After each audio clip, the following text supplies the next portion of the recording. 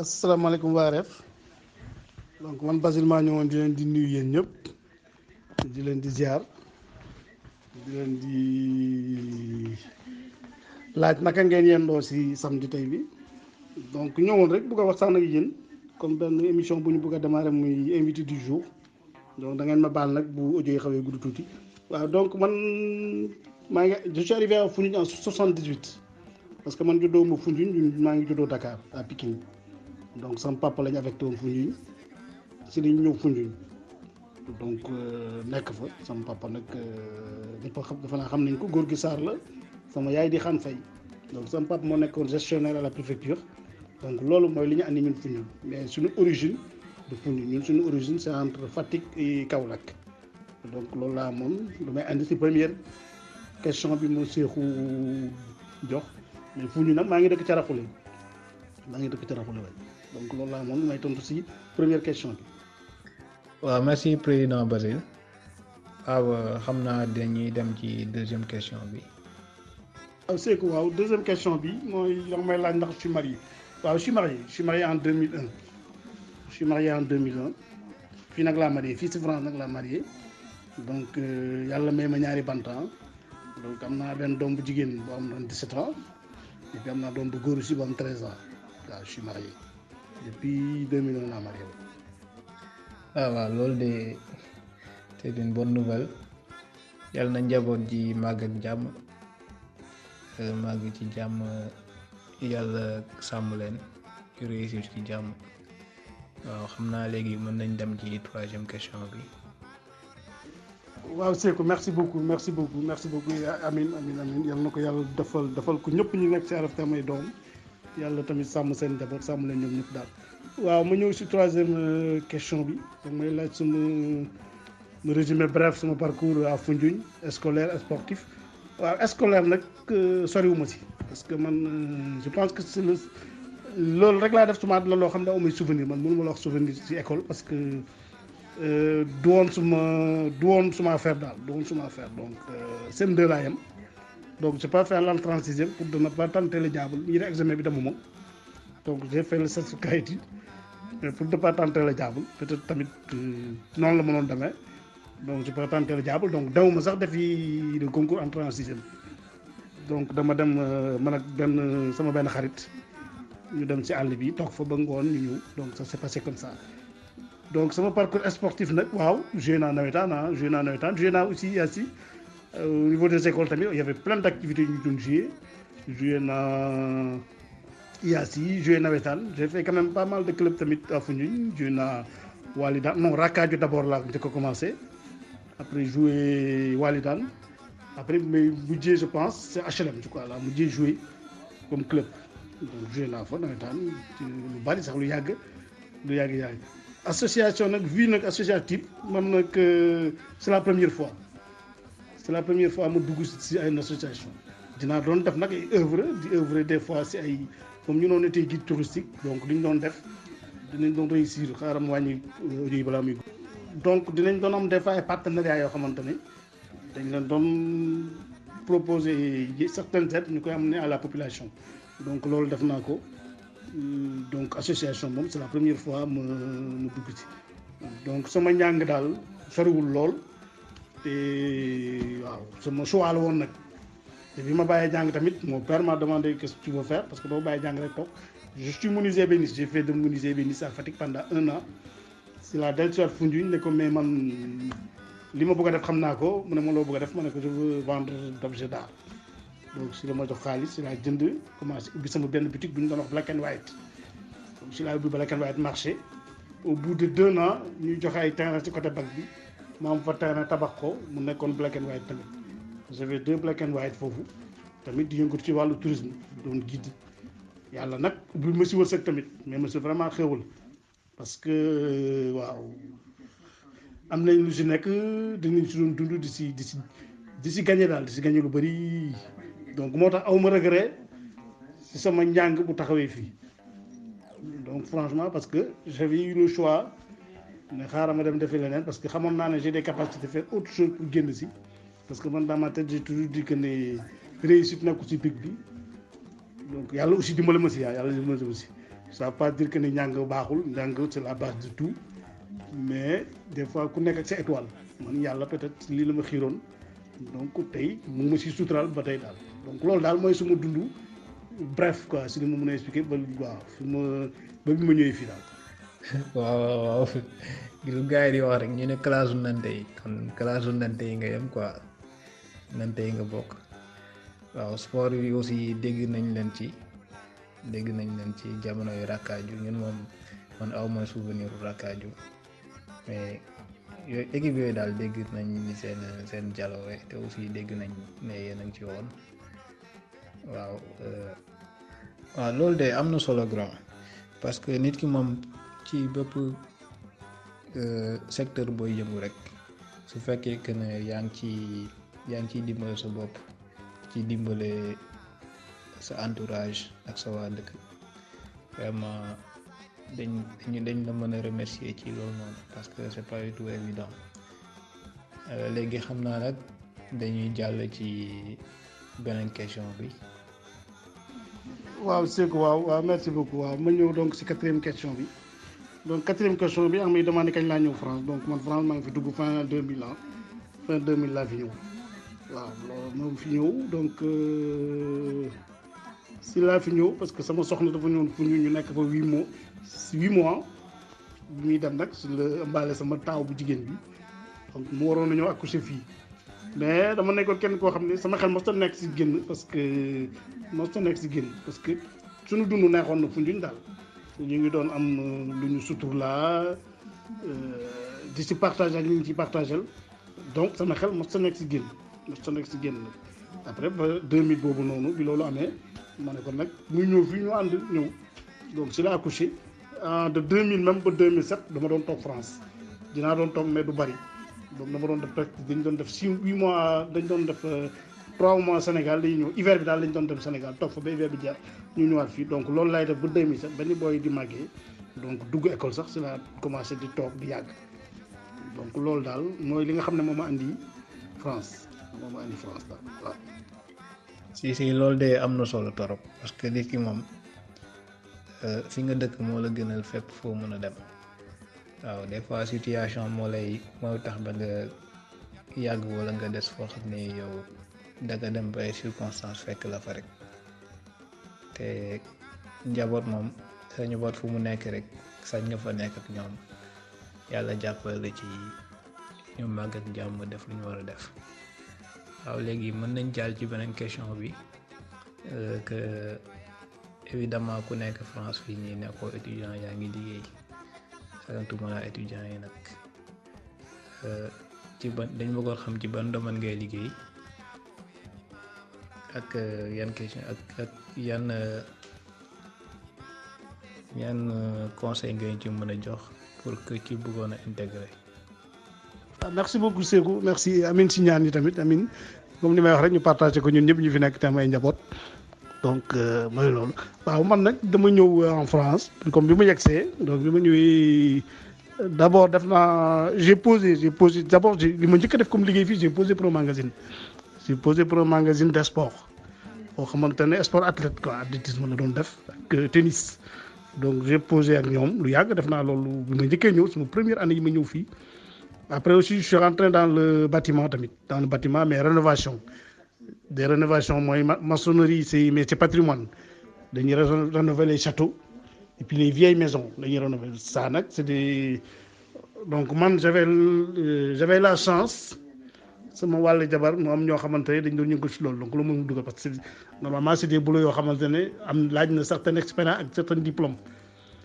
Parce que c'est des travail bu xaw a délicat la parce que c'est des patrimoines moom ngay laal donc il faut que nga am benn expérience pour dugg si loolu donc man yàlla def na ne nekk naa si pendant 2 ans ma jógee foofu noonu donc maintenant nag sama liggéey li may def fi mu nekk nii man maa ngi dans l'automobile donc si laa commencé donc fabrique pièces automobiles mais de haute gamme donc benn usine la bu nekk fii bii defar ay pièces auto mais pièces auto nag haute gamme donc bu ñu naan haute gamme mooy tout ce qui est Range Rover Ferrari Aston Martin Jaguar yu demee noonu donc si laa nekk nag dama commencé à la base commencé di liggéey comme opérateur di defar ay pièces automobiles man nag man je faisais les pièces yi nga xamante dañ doon finir pour dem chez le client donc boîte boobu def naa fa depuis 2003 laa fa nekk bañ mujj ma fa embauché donc si laa fa nekk di évoluer ba tey nag tey jii bi may wax ak yow je suis météorologue nag ñi ko xamul nag je sais pas peut-être am na ñu ko xam donc man je contrôle les pièces yi nga xamante ni moom la li ñuy def ci oto yi donc pour xam ndax oto bi pièce bi dina mën a résister sur le froid le chaud comme oto bi dem Sénégal est-ce que dina mën a supporter la température chaleur bi ak état route yi ak par exemple buy dugg ci ndox mi comme nawet tous ces facteurs là daf day jouer ci mécanisme oto bi donc man je contrôle tous ces points là donc def naa à peu près 14 ans ci usine bi donc finalement noonu laay yéegee di am expérience ci biir di continuer waaw c'est des comme ni ko Cheikh waxee tamit naka laa mën a conseiller ñi fa mën a dugg waaw c'est yomb mën a dugg parce que man je suis dans une domaine quand même maa ngi dëkk quand même Lyon je vous ai pas cité j'habite à côté de Lyon donc c'est une zone quand même où xaaral ma daga donc maa ngi dëkk Lyon donc comme ni ko Cheikh waxee aussi pour conseiller jeunes yi naka lañ mën a dugg ci waaw c'est possible que am na bu fekkee am na jeunes yoo xamante ne c'est un domaine la c'est la métrologie et puis après fonderie on fabrique les pièces du début jusqu'à la fin donc ñun on a les brevets on désigne les pièces parce qu'actuellement dafa am benn nouveau système bu génn c'est des pièces en alu c'est pour alléger les voitures donc benn da nga doon gis oto boo xam ne da doon am fukki pièces yu bokkul ak morom bi tey nag on fabrique benn pièce boo xam ne il fait le même lu fukki pièces yi doon defar benn pièce di ko defar tey donc man je suis dans le service boo xam ne on calcule tous les points si benn pièce boobu ñu adapté si tous ces pièces yi nga xamante ne rôle bu nekk boo doon def ñu adapté ko si benn pièce donc man loolu mooy sama liggéey actuellement fi ma nekk nii donc c'est des pièces qu'on fait à base de l'aluminium lañ koy defaree parce que bu njëkk c'était du fer wala des matières très lourdes oto yi dañ doon diis bu njëkk donc aujourd'hui nag on le fait en alu donc même là où je travaille nag on fait que du haut de gamme donc c'est des pièces qui sont destinées aux Porsche Ferrari des grosses marques de voitures donc loolu lay def donc pour ku si bëgg a intégrer c'est pas facile c'est pas facile bu si amee ñu si gis seen bopp ñu si bëgg peut-être yoon direct intéressé leen il peut poser des questions je pense que am na possibilité pour ñu intégrer si donc loolu daal laay def actuellement fi ma nekk nii loolu laa fi liggéey daal jusqu'à présent je suis dans ça donc di si évoluer nag ba yàlla def tey ma nekk fa météorologue ci biir waaw. merci grand parcours bi rafet na comme ni nga ko waxee woon rek nekkul ne jàng mooy tax ba nga réussir ci yenn affaires yi parce que soo xoolee yow sa expérience moo la may nga yegg fi nga yegg nii nekkul juste que ne da nga nekk ci kay ba à un certain niveau après nga dugg def stage après intégrer entreprise bi mais peut-être da nga jaar ci yeneen canaux pour mën a yegg si fi nga yegg nii man damay ci sa expérience man dama ci retenir juste que ne foo nekk rek mën nga fa wane njàmbaar wane fa sérieux nangu fa toog lu yàgg aussi ba lu la fa war a fekk la fa waaw léegi mën nañ jàll ci question bi nga xam ni moom moo ci topp. waaw c'est quoi amin waaw loolu la waaw affaire yi moom loolu la surtout boo ñëwee dëkk boo xamante ne moom xamuñ donc ñun nit ku ñuul surtout Sénégal yàlla may nañu ñu am benn même buñ jàngul sax suñu xel day nàcc donc je pense que ne yëf yi du jàng comme li may wax nit ñi rek nañ farlu xam tamit li nga xam ne moo la fendi nit ki foo mun ci nekk rek melokaan boo amuloon Sénégal boo ñëwee fii tamit bu mu tax nga wone ko te ñun dañuy bàyyi toujours xel ne am nañu ay valeur ñun dañu am ay valeur surtout Sénégal suñu yaay ak papa dañuy wax man tey maa ngi fii mais am la ma sama yaay doon wax démb ak barki démb ba léegi dama koy dégg man sàngara masul tegu sama làmmiñ cigarette masul tegu sama làmmiñ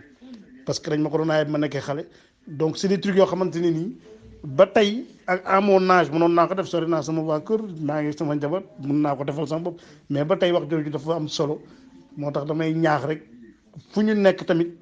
ni ñuy bàyyi xel di xam ne dañoo am ay valeur bul ñàkkal jamais sa bopp bul wàccee sa bopp nit ki na nga am toujours fay am loo gëm te di si dem donc loolu daal laay ñaax xale yi fi nekk que nekk à 5000 kilomètres tamit taxul rek nga ne kenn gisuma rek naa def déedéet donc may ñaax rek ngeen di bàyyi bokk ci loolu xel gëm seen bopp xam ne tamit fu ngeen si nekk rek mun ngeen si génn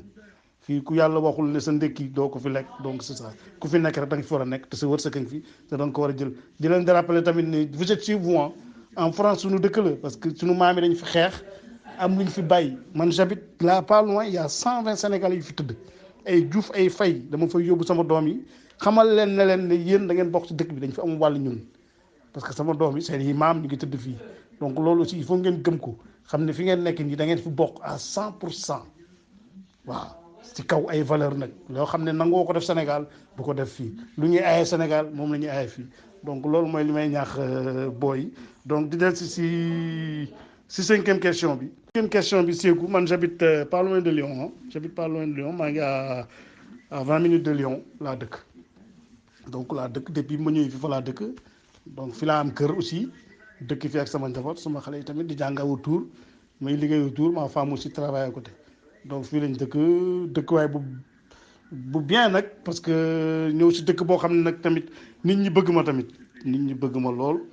am fii vraiment jàmm donc mooy loolu te loolu yëpp nag tamit comme li ma wax léegi rek ci ay valeur la tegu ak yar parce que ñu bëri dañ may laaj ndax fii laa juddoo donc c'est parce que respect rek man daal loolu laay ñaax booy fi ngeen nekk na ngeen fa am fulla war na fa fulla ak fayda ak yar ak teggi loolu bu ñu ko defee rek lépp dina baax.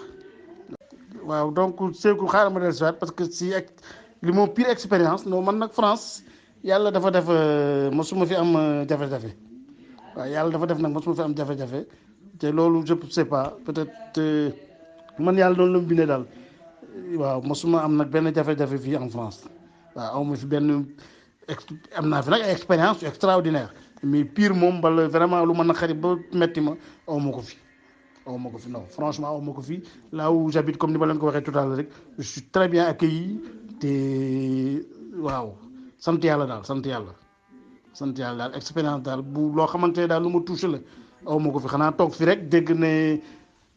ñàkk ngay mbokk Sénégal peut-être loolu lu metti la parce que yaa ngi fiy toog te période boobu peut-être doo mun dem wala nga dem ñëw mu am sa gannaaw peut-être genre yu mu dem noonu rek loolu la mais fii moom ci dëkkuwaay moom awma fi vraiment benn dara dooru ma metti daal si léegi. waaw gannaaw li nga wax am na solo trop ñu jàpp ci suñuy valeur rek loolu moom dañu ko rappeler à chaque fois def ci baax parce que dañuy wax rek la répétition est pédagogique te aussi di wax que ne man xam naa fi nga dëkk quoi xam naa fi nga dëkk aussi am na tuuti aperçu ci nuñ la fa considérer bien vrai que jotuñu gisante bi mu ñëwee foofu mais vraiment ça foofu noonu moom ça va très bien.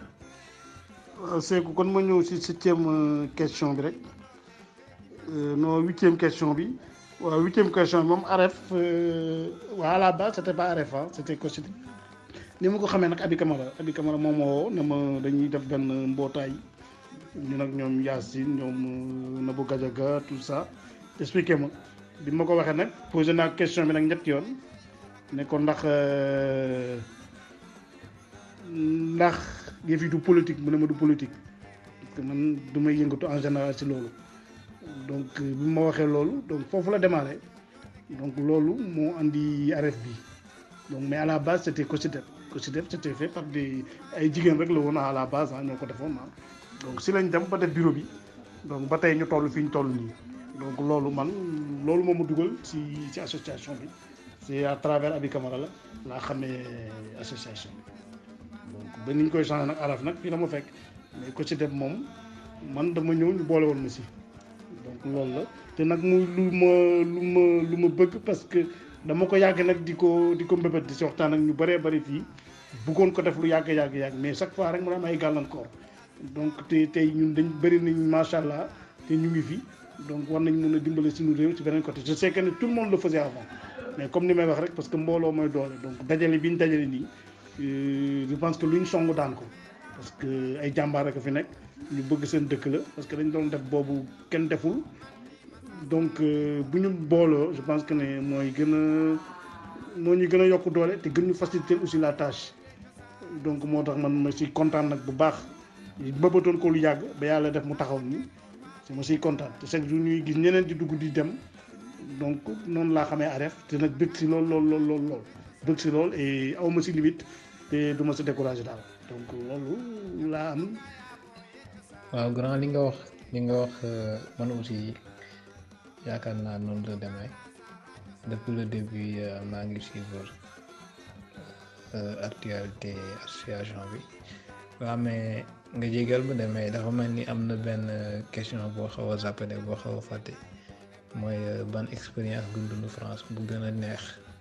yow lu pire rek nga wax que ne yow amoo fii boo xam ne vraiment tiis na la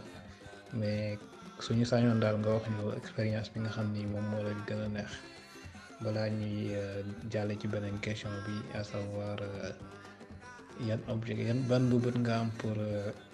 Aref en tant que président. d'accord waaw non li mbëgte gi ma gën a am mooy je sais pas sama doom bi fi njëkk a juddoo peut-être xam nga doom moom dafa neex donc loolu moom mbëgte la mbëgte boo xamante ne mënuma ko imaginer donc sama ñaari doom yi moom lu mbëgte la bu sori ci man et puis waaw tamit daal waaw loolu daal bokk na ci li ma la mën a wax ne peut-être mbëgte la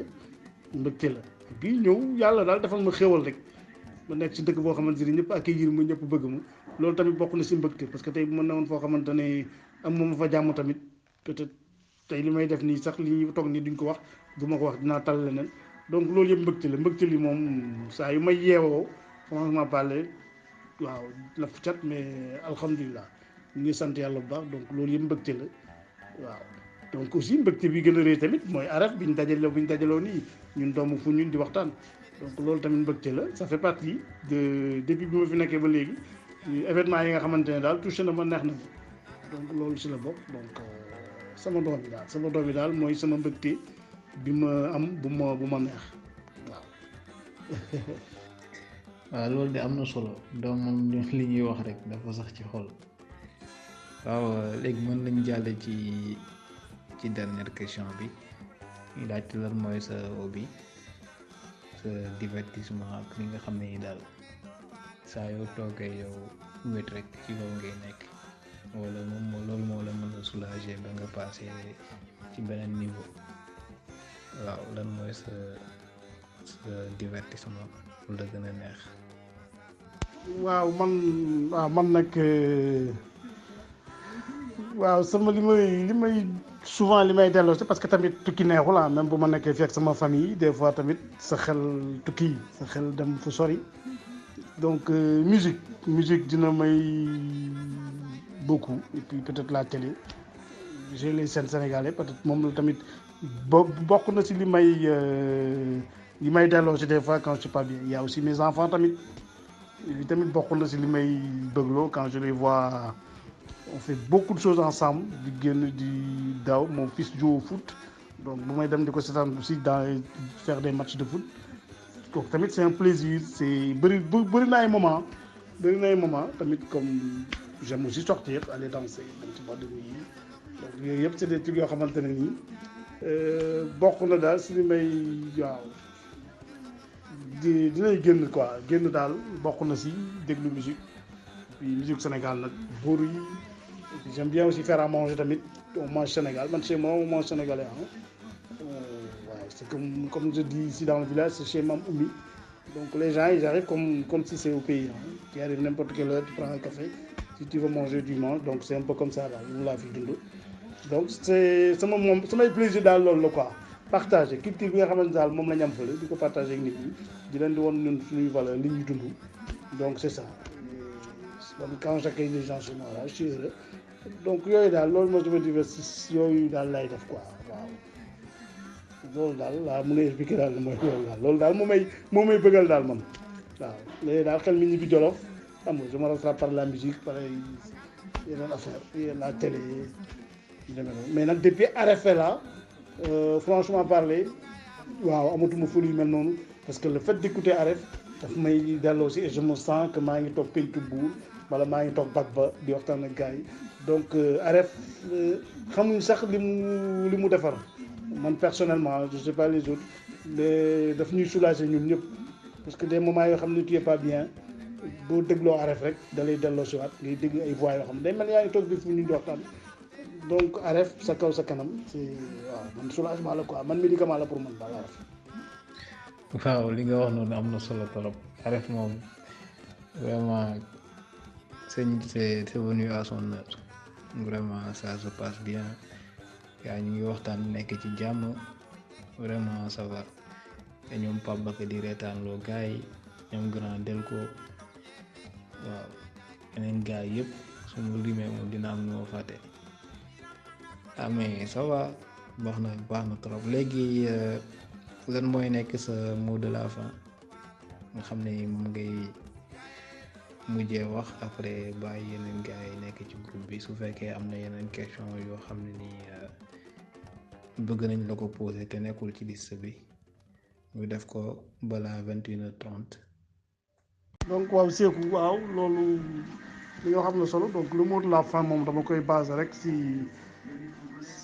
melokaan yeeg nekkin yeeg waxin yi daal ci association bi parce que ñu fi rafet na lool man je suis très content franchement de parler que ni muy demee nit ñi di waxtaan di ree mais nag dañuy bàyyi xel ne des fois aussi que ne des fois du ñàkk ay réeroo mais nañ koy teg toujours rek ci base u réeroo parce que dañuy war di rappeler wu que ne dañuy wax ci benn plateforme téléphonique parce que man am na yu bëri yu am fii yoo xamante ne nit ñi buñ jàkkaarloo duñ sax wax duñu xoolante man am na ñu bëri ñoo xamante ne nii bu ma dajeek ñoom du ma leen sax xool donc paramètres yooyu lu ñu war di bàyyi xel la que ne des fois ci biir wax dégg-dégg du bokk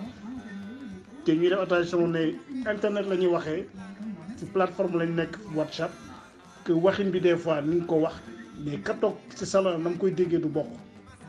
donc des fois aussi dañuy comprendre des fois bu yenn wax yi amee nga xam ne fii je pense que ku fi nekk rek rafetal moo la andi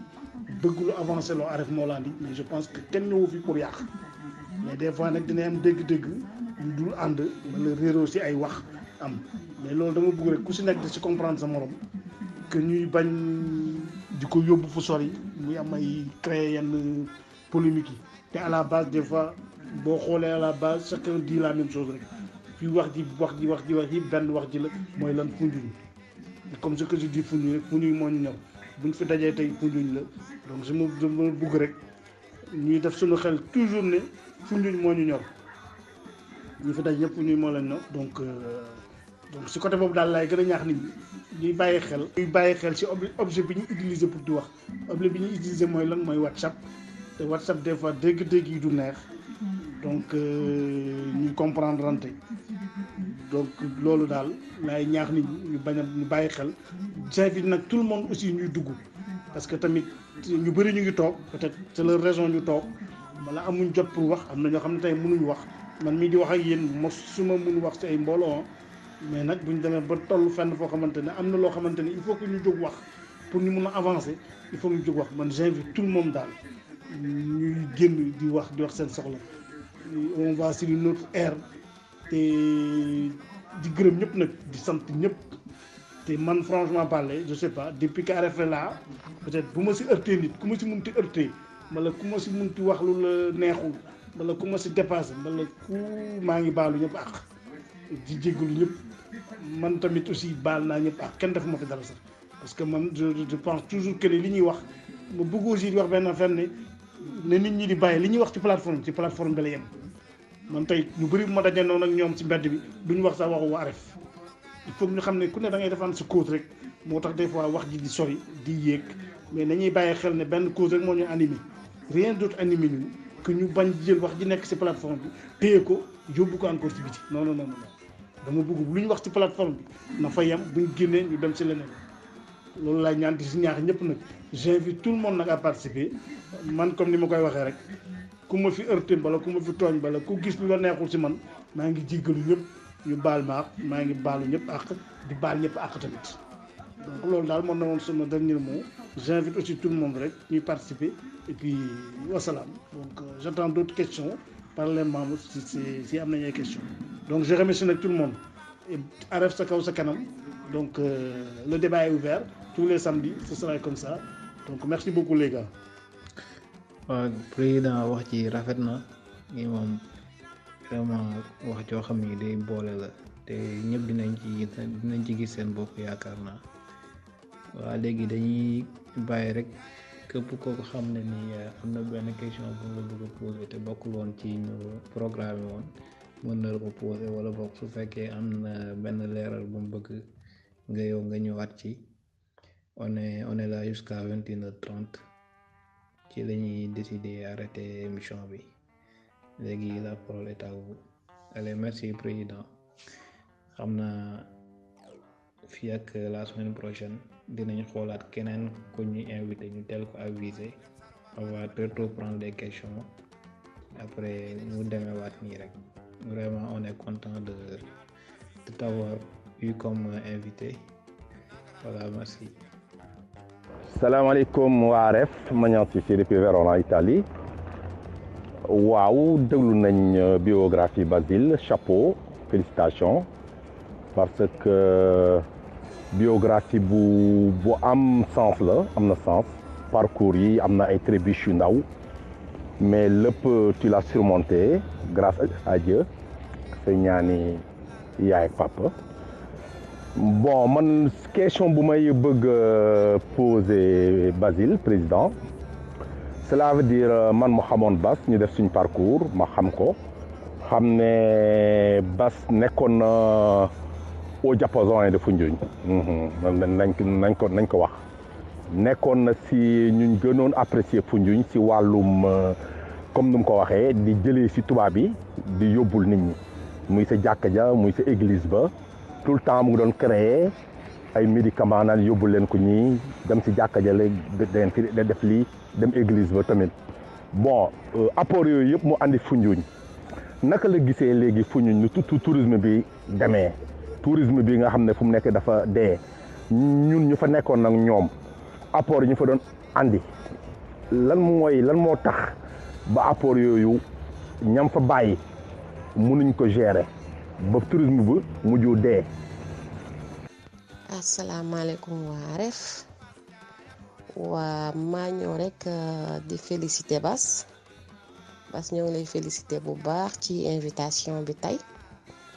kàddu yi ñu fi jaarale yépp rafet na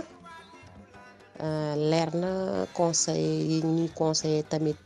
ci biir tamit dégg nañ ko macha allah am na solo torop dinañ ci bàyyi xel bu baax kàddu yi yépp daal rafet nañ macha allah kontaan nañ bu baax man nag damay ñëw rek pour poser la ñaari question rek benn bi mooy bi ngay doog a ñëw fii noo gisee daal bi ngay doog a ñëw Europe ak Europe ni mu wéetee bopp sa bopp melut ni comme sunu dëkk tey weeri koor fekk la fii après weeri koor tabaski fekk la fii korité beek yooyu ambiance bi nga daan gis Sénégal nga ko daan am sa koñ xam nga amour bi nga daan gis foofu xam nga say xarit say àndandoo tey nga ñëw ba fii gisoo ambiance boobu temps boobu bu jotee yow noo koy gisee loo ciy sentir maanaam daal nan nga ciy gisee sa bopp boobu bëggoon naa la ko poser beneen bi mooy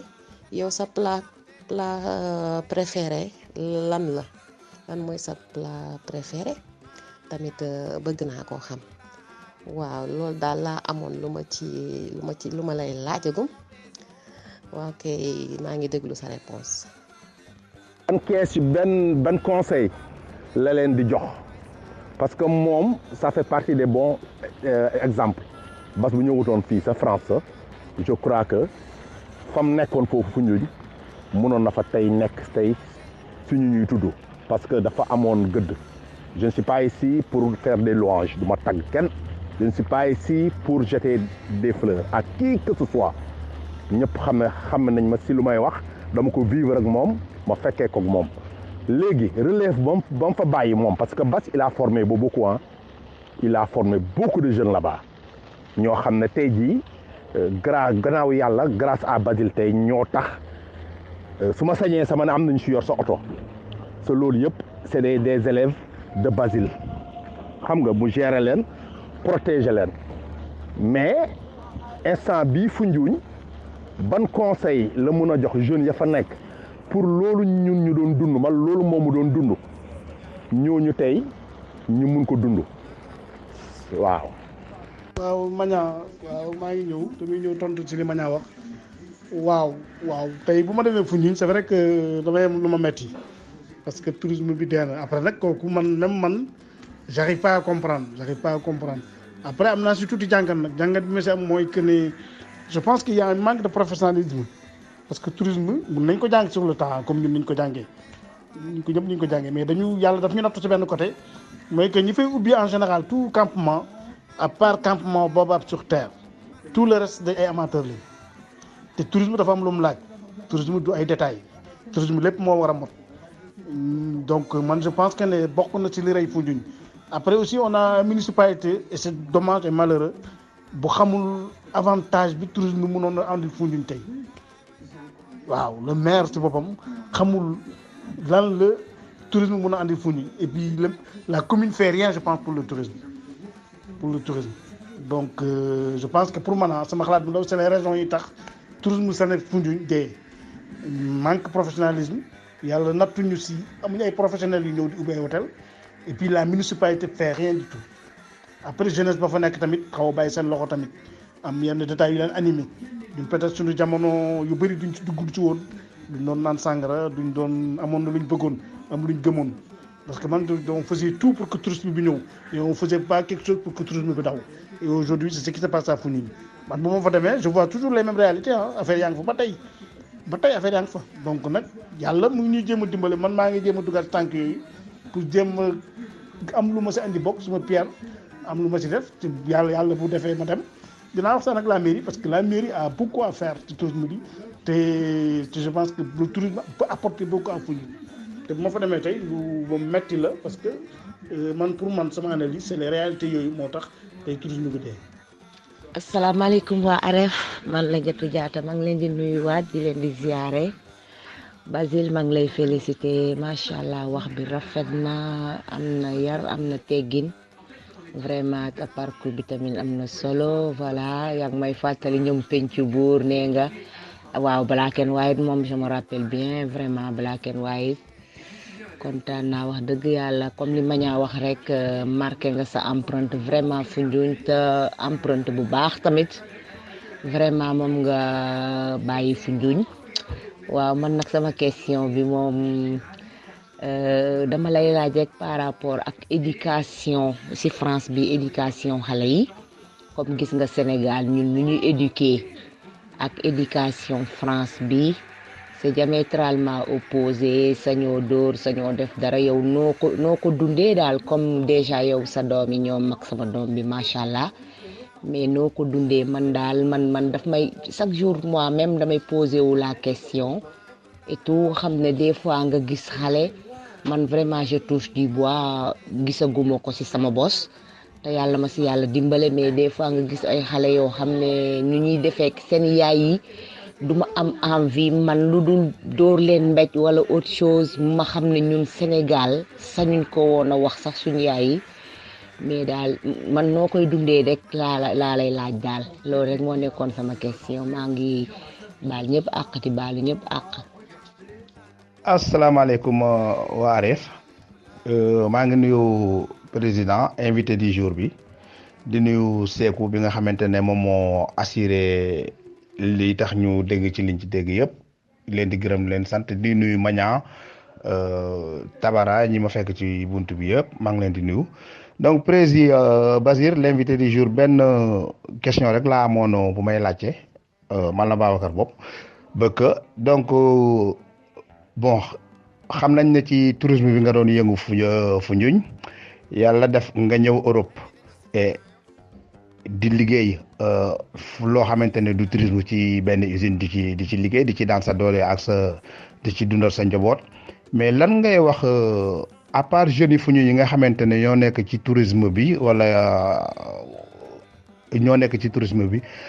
yeneen jeunes yi nga xamante ne newuñ ci tourisme bi aussi te ñu nekk Foundiougne lan nga leen mun a conseiller ci loo xamante ne war nañ ci mun a jàpp ci wàllu liggéey boo xamante ne soit que ñu am ko wala amuñu ko wala ñu koy xeeb wala ñu bañ ko xeeb lan nga leen mun a conseiller en général jeunes yi Foundiougne yëpp daal en général lan nga leen mun a conseiller soit ñu nekk ci tourisme bi ak ñu ci nekkul merci beaucoup. waaw merci Magna ma ñëwaat ci deuxième question bi nga wax. ci deuxième question bi wax waaw c'est que même bu ma comme ni ma la wax tout à l'heure rek moo fa demee des fois dafa am lu ma naqari parce que damay gis surtout nag le fléau bi ma gën a métti ci Foundiougne mooy l'alcool la drogue c'est partout man tey c'est vrai que bu ma fa jógee am na ñu bëri ñoo xamante ne peut-être ay boy lañu woon tey boo leen gisee ils sont 20 ans 19 ans mais damay gis melokaan boo xam ñun xamuñu ko woon ñun parce que ñun dañ doon dund quoi ñun à Foundiougne à l'époque on vivait mais tey boo fa demee booy dunduñu amuñu benn activité te Magna pour te dire vrai lañ doon dund ñun mu nga fa ba tey man saa yu ma demee je vois l'argent si mbedd yi Foundiougne yi mais gars ya fa nekk je sais pas donc c'est fléau bi daal bi ma gën a metti man mooy la drogue man je sais que ne la drogue bari na fa lool te mu ngi yàq booy yi te daal les parents on peut je sais pas si sama xalaat la mais j'ai l'impression que daal ne nit ñi dañu abandonné man gis naa fa daal melokaan yoo xam ne ñun suñu xale demeewul woon noonu franchement pas ñun suñu xale dañ doon dund dañ doon sangu géej mais da ngay dem plage léegi doo gis benn booy bu fa taxawal et puis boo ñëwee tamit si conseil bi may jox booy moo ñu gëm seen bopp rek parce que Foundiougne la fa nekkoon mu nga fa ba léegi man saa yi ma demee dama koy gis dafa nekkoon mu nga fa ba léegi gëm sa bopp rek man daal foo dem daal gëm sa bopp waaw am ay valeur ak respect man je pense que ne mooy lépp Foundiougne ni mun na fa nekk tey tedd fa comme tey Foundiougne ni mun na fa nekk tedd fa man saa yi ma yeewoo saa yi ma demee vacances dama koy gis jaxaram mais nag tamit mu ngi noonu daal ce qui est malheureux à Foundiougne amuñu repère xam nga dafa baax si réew dëkk nga am ay repère nga gis nit naw ko koo xamante ne mun nga ko xool si moom et je sais pas man à Foundiougne c'est des choses des fois yoo xamante ne daf may xaw a metti parce que da nga koy gis daal les enfants sont pas tellement aidés amul dara lu leen aidé te wax dëgg daal dafa mel ni amatu fa j'ai vu melokaan ma xaw a doy waar te c'est malheureux mais peut-être le temps boobu dina leen changer mais Foundiougne nit mën na fa tedd ba tey gagné fa sa life daal donc Magna loolu la am daal ci question bi ma lay wax waaye merci beaucoup. asalaamaaleykum waa RF man la Amdy Goudiaby maa ngi ñëw di leen nuyu soo bu léegi moom damaa nekk ci ay xat-xat moom vraiment j'avais pas le temps mais ma ne xaaral rek ma dugg quand même pour féliciter Bass merci beaucoup Basile pour ce entretien bi nga am ak Cheikhou ñu ngi lay remercier aussi bu baax aussi Cheikhou sa ni nga tenir entretien bi nga am ak Bass donc doon ñëw rek doon remercier Bass di ko féliciter parce que comme ni mu waxee parcours am lépp ak fi mu jaar ba fi mu nekk nii tey donc wane na ci liñ ciy jàngat ne du ay diplôme yu bëri rek mooy tax nit ki réussir dans la vie wala faire sa vie pour ne pas dire réussir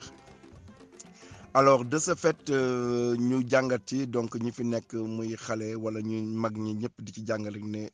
jàpp bañ a bàyyi rek moo lay jëmale fi nga bëgg a dem yàlla na la yàlla dolli sutura ci sa njaboot ji nga xam ne on sent que tu tiens beaucoup comme ñëpp tamit mais yàlla na ci yàlla dolli sutura may leen fan bu gudd ak wér-gu-yaram nga toog ba lekk seen njëriñ dem ba toog ba nekk Sénégal ñu lay ñëw di la seet si ñuy fekk foofu seen ay ndijaay ak seen ay tante ak toute la famille ñu ngi lay jaajëfal Bass tey moom dama xawoon xat nag lool donc mais je me suis dit j'écoute quand même l'entretien après sama pare donc ma dellu ci li ma nekkoon je suis vraiment très occupé là maintenant maa ngi leen di gërëm di leen sant et puis bonne soirée allez ciao merci Prési merci Cheikhou au revoir tout le monde ciao. waaw merci Babacar waaw yow moom yow fi ngay waxee xam naa waaw non c'est que conseiller jeunes Foundiougne yi et c'est malheureux quand même nag Foundiougne nag dafa nekk dëkk boo xamante ne du amul lu bari pour jeunes yi Foundiougne boo gëmul sa bopp en tant que jeune ñaafe sa bopp jël sa voix bopp ne yow da nga ci bëgg a génn c'est très difficile nga génn parce que y a rien pour les jeunes tànne na sax léegi ak tous les chantiers qui sont là-bas mais malheureusement tamit booy ils vont pas travailler le Foundiougne waaw Foundiougne c'est que dafa nekk dëkk bu neex Foundiougne di nga lekk di nga naan di nga loo bëgg di nga ko am donc boo nekkee un vrai Foundiougne waaye nga toog fa facilité boobu da lay téye ba doo bëgg a def dara et c'est vrai man donc ce que je conseille les jeunes de là-bas ñu gëm seen bopp jéem a xool Foundiougne y a plein de secteurs à nga boo fa mën a gagner y a la mer y a les crevettes y a tout maraîcher bi mais man je mets toujours le point sur la municipalité parce que deful benn infrastructure deful benn activité bu mun a dimbali jeune Foundiougne ñu génn man j'accuse les politiques parce que des fois mun nañ ne booy bëgguñ liggéey mais présenté wuñ leen dara tourisme bi moo fa nekkoon te la commune ne fait rien pour que le tourisme dox man je pense que rien que le tourisme rek pouvait nourrir tout Foundiougne ci kaw bu ñu ko tegoon ci ay base yu leer après y a l'agriculture mais malheureusement nag kenn jàppale wu jeunes yi c'est difficile très difficile man daal foofu booy bu fa nekk na nga gëm sa bopp pour man daal je pense que ne mooy live bi jéem a jot sa chemin bopp ñafe ko mais c'est très difficile nag pour ñoom je les comprends c'est très difficile. waaw merci beaucoup Amdy yow moom loo wax rek ci yow la nekk tamit man aussi ça fait vraiment un plaisir de partager ak yow groupe bi nga nekk sama gannaaw donc di ci kontaan di ci am mbégte nag bu bëree donc di ñaanal ñëpp rek képp ku fi nekk tamit am ay njaboot fii yàlla may leen doole ubbil leen bu dugal sa kii bañ jëriñ la comme ni nga ko waxee rek ñun ñëpp toog Sénégal sunu doom yi ñëw di ñu fekk si ba jël sax arrêt bi def sax lu ñun deful donc loolu lay ñaan donc je remercie tout le monde je remercie chapeau aussi à Sékou chapeau man c'est un gosse que j'ai toujours fait confiance depuis le début que man chapeau et continue comme ça di tamit di ñaanal suñu booy étudiants yi fi nekk yëpp di leen di wax nañ gëm seen bopp rek nañ gëm seen bopp am nañ capacité yi man je sais que ne ay xale yu xarañ lañ yàlla def na dara ci ñoom nañ gëm seen bopp bu leen dugg dara ci dul caaxaan xamee wuñ leen ko mosu leen ko def mais dañ nekk monde boo xam ne dafa doy waar donc man daal dama leen di wax daal ne bu leen dara fëkk seen bët li leen fi andi xam leen ko jàng ñibbi teg jëm seen réew donc loolu laa di conseil loolu laa di ñaanal yéen ñëpp ngeen réussir li ngeen fi andi ñi fi nekk tamit di ut liggéey yàlla defal leen liggéey ñi amul kayit yàlla may leen kayit lépp daal waaye mbëbët yàlla defal na ko yow ak sa njaboot ba ngeen dem dellu ñibbi Foundiougne xale yi leen di taral xale yi jël arrêt donc Amdy je te remercie je remercie Magnan je remercie beaucoup Cheikhou chapeau Cheikhou je remercie Tabara Magnan aussi donc je remercie tous les membres d'AREF di ko dalee ci kaw ba ci suuf di remercier tous nos mamans yi ñu fi nekk ñoom maman Yacine maman Seynabou bi nekk Las Palmas Khady Biteye je remercie tout le monde donc man daal je suis très content et sa kaw sa kanam AREF sa kaw sa kanam on peut et on va le faire on va le réussir wasalaam. waaw maa ngi jégalu njàpp waaw sa question bu am solo la waaw comme ni ma wax rek loolu yëpp ci ay valeur la teg parce que ñun am na lu ñu yàlla may loo xamante ne dañ koy dund donc bu ñu ñëwee fii nañ ko appliquer suñuy doom man tamit comme ci direct du bois man am naa fi ñaari bant mais Sénégal sax lañ gën a jege même ñoom personnellement ils se considèrent carrément des noirs ñoom métis yu ñoom Sénégal lañ gën a jege mais loolu yëpp nag ay valeur la parce que nit ki moom valeur moom foo ko yóbbu foo ko teg carte d'identité la je pense que suñu doom yi ñu fi am tamit mën nañ leen éduquer si base yi ñu éduquer ñun xamal leen yow yaay kan waaw Sénégal bi moom nay jolli seen bopp yi tout le temps te lépp loo gis tamit muy manifestation boo xam ne Sénégal la moo koy def boo munee dem nga dem man dama leen di yóbbu ci cimetière yi nekk fii ñuy dem xool Sénégal yi fa tëdd di liir di xam dañ ma naan mais ça il a le même nom que ta maman là c'est comme ma tante donc ñu xam ne ñoom dañ fi bokk donc yooyu yëpp ay valeur la rek lépp daal loo xamante ne lu laal Sénégal la bu fekkee jege na la nga am ko yóbbu fa say doom xamal leen ni ñii fañ jógee foofu ngeen jógee et puis des valeurs tamit di waxtaan ak ñoom surtout wàllu jigéen bi am naa doom boo xamante ne tey boo ko nee ban côté ngay jël si jigéen dala naan côté Sénégal lay jël parce que pour moom jigéenu Sénégal ñoo ëpp valeur jigéenu fii donc loolu yëpp éducation la ak valeur rek te neexul nag c'est très difficile fii nga yàgg fi parce que les lois non c'est pas pareil comme chez nous mais lépp loo gis wax la ak yow papa ji li ngay dégager je pense que daal man éducation foofu laa ko teg si waxtaan bu bari seen cosaan fu ñu jógee ak lu ñu doon donc daal loolu daa am na solo loolu daal laa si mun na tontu njëkk et merci beaucoup encore, merci beaucoup à tout le monde. waaw maa ngi ñëw rek di remercier ñëpp nag di remercier tous les membres du bureau maa ngi remercier ñëpp tamit maa ngi remercier ñëpp di ñaax rek gars yi ne leen liggéey bi day tàmbali rek mais pour man on a déjà gagné